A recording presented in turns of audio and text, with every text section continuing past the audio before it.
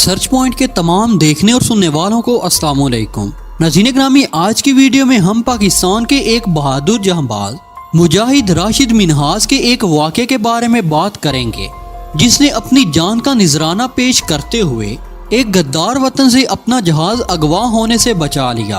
आप में से बहुत से लोग इस बारे में कम ही जानते होंगे कि वो गद्दार कौन था और वो त्यारे को क्यों अगवा करना चाहता था और त्यारे को कहाँ ले जाना चाहता था और इसका मकसद क्या था। इस गद्दार की कब्र कहाँ है और इसकी कब्र के साथ क्या किया गया है।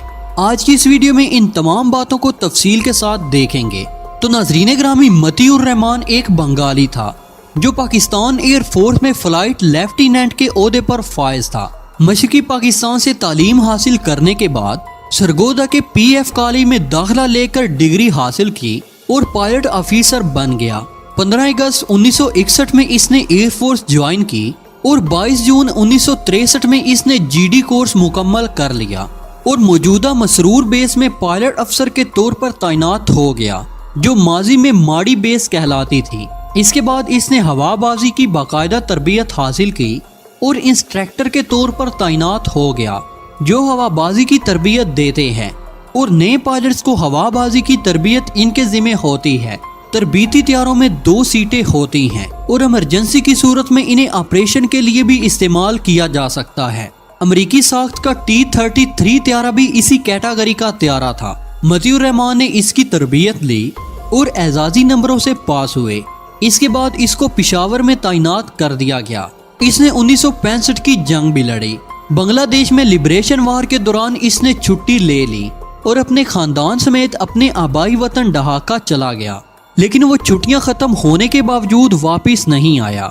जब पाक आर्मी ने मुक्ति बाहिनी के खिलाफ अपनी कार्रवाइयां शुरू की तो ये भी वहां एक गांव में मौजूद था और इसने अपनी एक फोर्स बना रखी थी जिसे ट्रेनिंग देता था।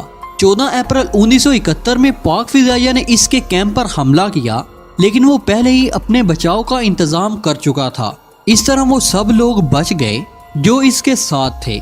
इसके बाद मतीउर रहमान ढाका वापस चला गया और 9 मई को कराची वापस आ गया।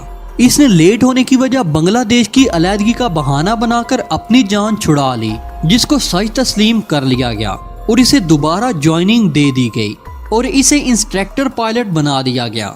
इसकी पॉलिसी ही यही थी कि कोई फाइटर त्यारा अगवा किया जाए और मुक्ति बाहिनी के हवाले किया जाए, लेकिन इसे इंस्ट्रक्टर लगाने की वजह से एक मजबूरी सामने आई कि वो अकेला त्यारे को नहीं उड़ा सकता था, बल्कि इसके साथ दूसरी सीट पर किसी का मौजूद होना जरूरी था।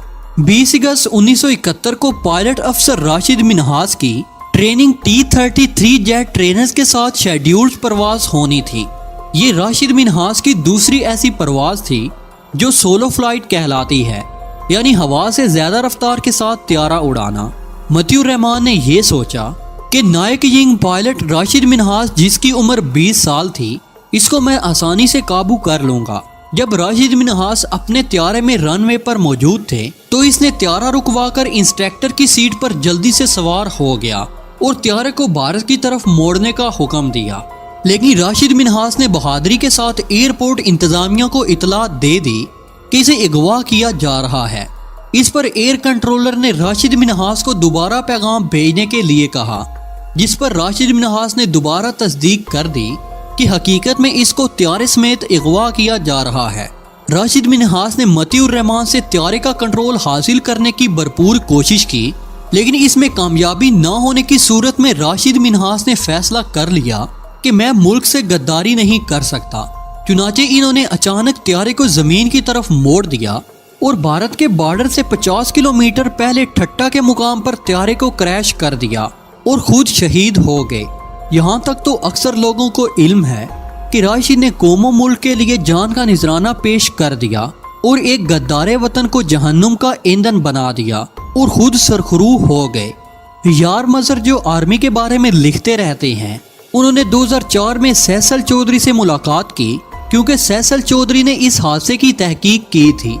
राशिद मिन्हाज के तज़किरे पर उन्होंने कहा कि जब मैंने त्यारे के जाए हादसे का मुआयना किया तो मालूम हुआ कि त्यारा अपनी नोक के बल जमीन से टकराया है, जिसकी वजह से राशिद मिन्हाज शहीद हुए, लेकिन मतीउर रहमान की बॉडी मौजूद नहीं थी اور طیارے کی کنوپی بھی موجود نہیں تھی، لیکن جب سرچ کیا گیا تو کچھ فاصلے پر متی الرحمان کی میت بھی مل گئی۔ اس کی ہلاکت کا سبب اس کے جسم کا زمین کے ساتھ دور تک رگڑ کھانا تھا۔ راشد نے کم بلندی پر آ کر طیارے کی کنوپی کھول دی تھی، جس کی وجہ سے متی الرحمان طیارے سے باہر جا گرا کیونکہ اس نے سیٹ بیلٹ نہیں لگائی ہوئی تھی۔